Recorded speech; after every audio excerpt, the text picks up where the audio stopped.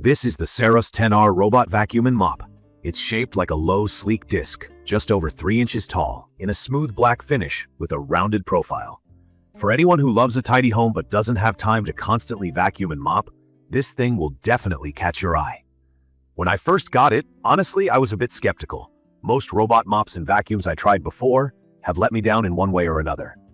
But I've spent the last week living with the Saros 10R in my own apartment, and my quick review is going to be honest. I'll focus on what it really does well, a few things that bothered me, and try to explain the basics for folks who aren't robot vacuum pros. Holding the Saros 10R, the first thing I noticed was its ultra-thin, premium build. That 3.14-inch height means it actually glides under my couch, bed, and the dining table with no trouble. It's a big improvement over other models that always get stuck or leave dust bunnies hiding in hard-to-reach spots. When it comes to looks, this thing is exactly what I expected from Roborock. Slick, modern, and solid. It doesn't feel like a cheap plastic gadget. The rounded disc shape and low profile also mean it just blends into my living space, and I don't mind it sitting out when guests are over.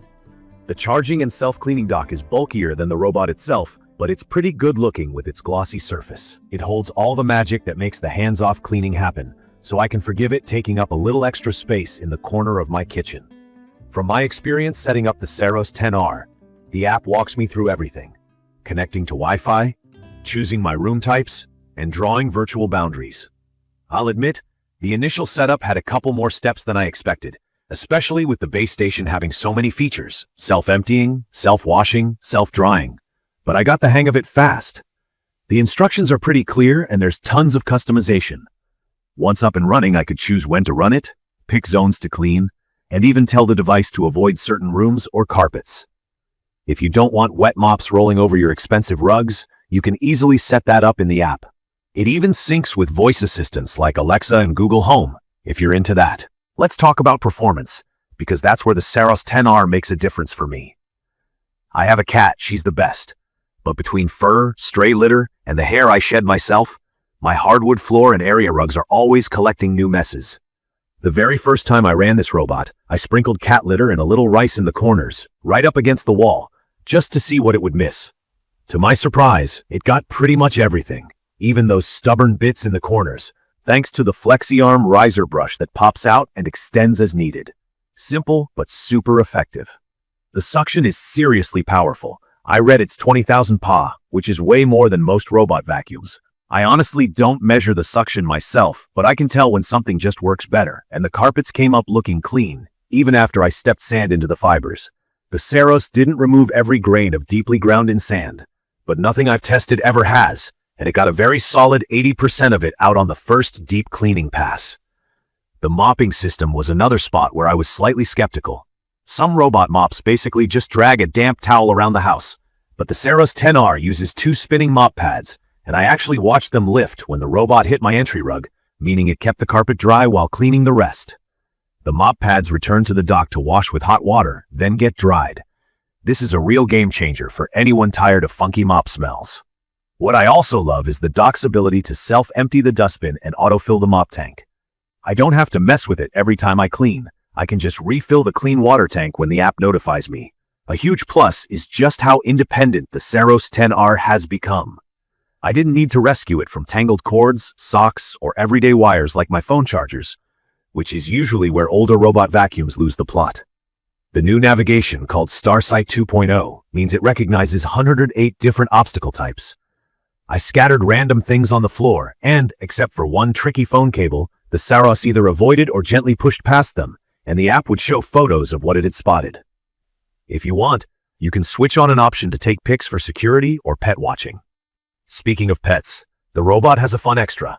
With its front camera, you can spy on your pets while away, do a quick video call, or take snapshots all through the Roborock app. It feels a bit like overkill, but I tried it, and seeing a live stream of my cat napping was honestly pretty cute. Now for the best parts that matter most. The cleaning power is impressive, both on bare floors and carpets. I especially appreciate the anti-tangle brush rolls. My last robot vacuum basically turned into a hair roller in a day or two. But here, Roborock's Duo Divide brush and the sidearm have almost no hair tangling, even after picking up long hair and pet fur. I checked the brushes after a week and barely needed to pull any hair out. The dock's self-cleaning and hot air drying are genuinely useful and cut down on smelly mops or moldy water residue, something that always used to bother me. If you hate vacuum noise, this robot is the quietest I've tested. During regular cleaning, I easily watch TV in the same room. The only time it gets loud is the 10-second emptying process at the dock, which is pretty normal for these systems. It's overfast and not something that would keep me from using it. The app, in my opinion, is best in class in this category. It makes setup, scheduling, and troubleshooting as straightforward as possible, even if you're totally new to robot vacuums. But no product is perfect, and here's where Saros 10R still has room to improve. The first thing I wish was better. The water tank in the dock is slightly small. I have to refill the clean water tank every couple days if I'm mopping the whole house regularly. It's not a deal breaker, but those with larger spaces might notice this. The base station's footprint is not as compact as the robot itself, which can be a hassle if you're tight on space.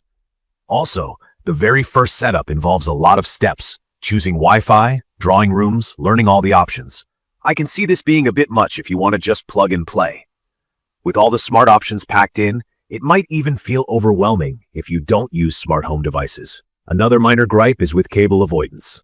While the robot navigates most obstacles impressively well, power cords, especially thinner, loose cables, can still trip it up. I had a phone charger on the floor, and the robot did tangle with it once. Though to be fair, no robot vacuum I've used has completely solved this problem. From my experience, the Saros 10R offered the most hands-off, reliable cleaning I've seen so far. Being able to set it, forget it, and come home to spotless floors, no pet hair tumbleweeds, no food crumbs, no sticky footprints is really satisfying. The mop actually cleaned up a big soy sauce spill, and even went back to the dock mid-clean to wash its pads before coming back to finish, something I've never seen from another robot vacuum in my home. In conclusion, I'd recommend this for anyone looking to reduce daily cleaning chores, especially if you have pets or kids who make a constant mess. It's perfect for people who are tired of digging hair out of vacuum brushes or dealing with half-clean floors after every robot pass.